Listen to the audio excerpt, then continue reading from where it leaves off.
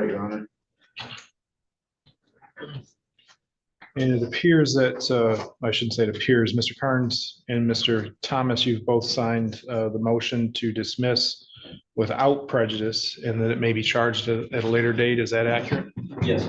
Yes, Your Honor. Ms. Gouts, have you had adequate opportunity to discuss that issue with your attorney? Yes, And you're comfortable with the case being dismissed and possibly being brought back at a later date? yes. Are you sure about that?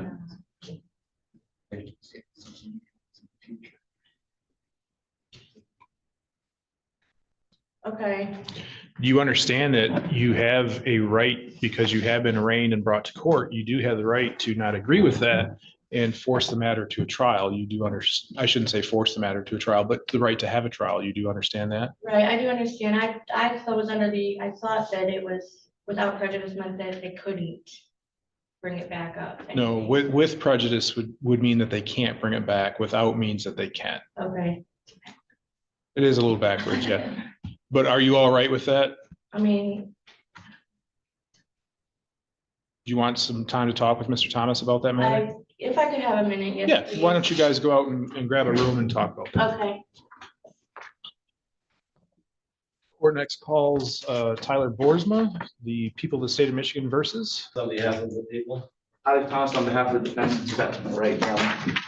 We are reconvening after allowing the defendant and counsel some time to discuss. Ms. Gouts, have you had the opportunity to discuss that issue with your attorney? I did, And do you still wish to agree to the I do. dismissal? All right. The court will then go ahead and sign the order dismissing the case without prejudice.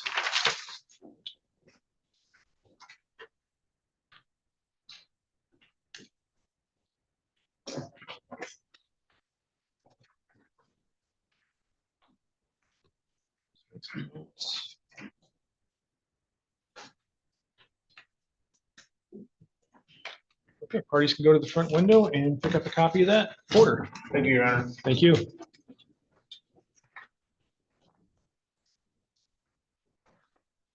Court next calls the people of the state of Michigan versus Brooke Danielle Brunk.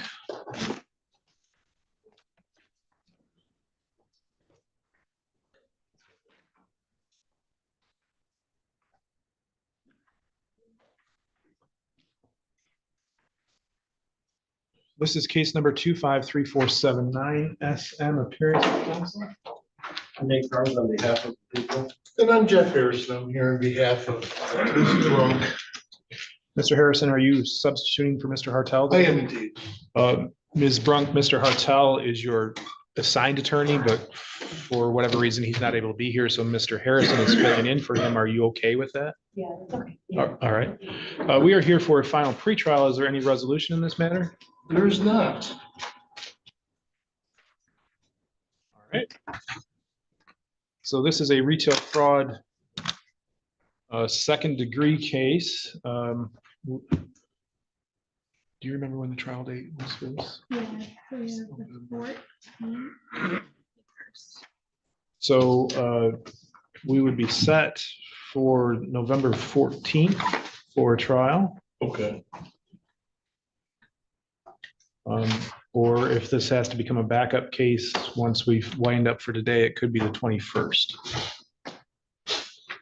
Are there any discovery issues, Mr. Carnes, that you're aware of? The people are still waiting on video from Walmart. As are we. I would say. I'm gonna send it on the troopers. I should be able to be sorted out. That's fine.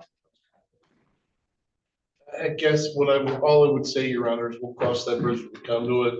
Like I don't anticipate there being an issue. If there is, we'll bring it to your attention. Right.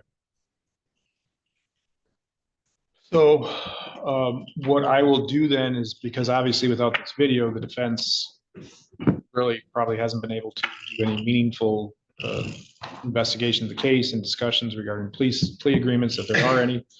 So we will set this for a tentative trial on the 14th. Okay. If we need to adjourn that, we can, and I will relax my rule in this case that if the parties come to a plea agreement in between time for trial, I will accept a plea before trial. Appreciate that accommodation, Your Honor. Thank you. Your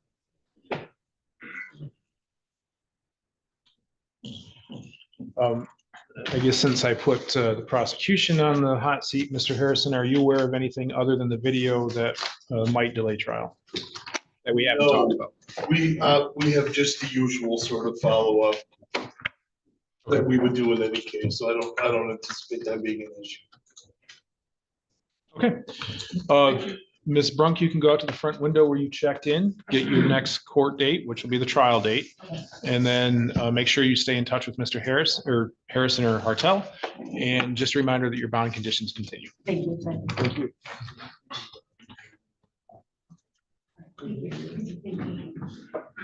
Court next calls the people of the state of Michigan versus Jason Ryan Horning.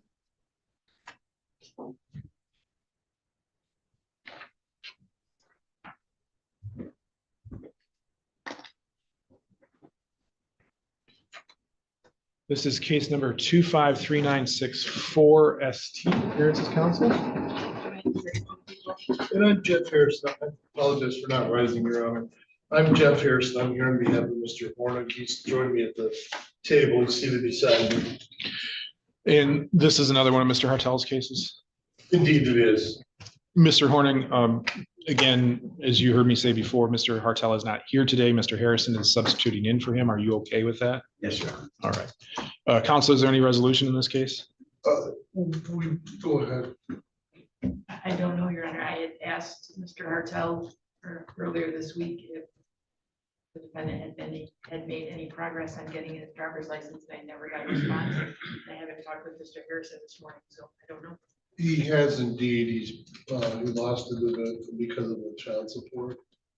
Front of the court type situation. Okay, is there any?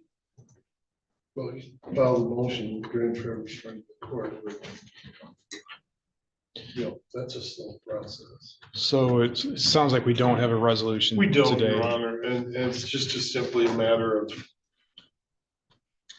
Yeah, I think we present what we. I am willing, given one, that there might be some information out there that hasn't been provided, and two, this is actually Mr. Hartel's case. I'm willing to set this over for another final pretrial if the parties want to do that. Yeah, that's fine with us. Any objection, Ms. Carey? No. All right, we will reset this then till next month's final pretrial.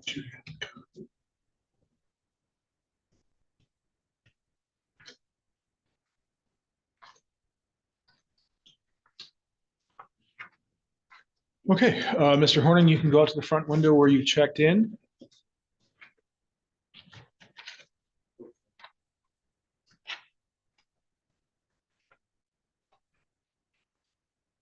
You can go out to the front window where you checked in, get your next court date, and just a reminder that any bond conditions continue. And if you have anything that you need to get to Mr. Hartel, you're going to want to get that done as soon as possible. All right. Thank you. I'll confine you.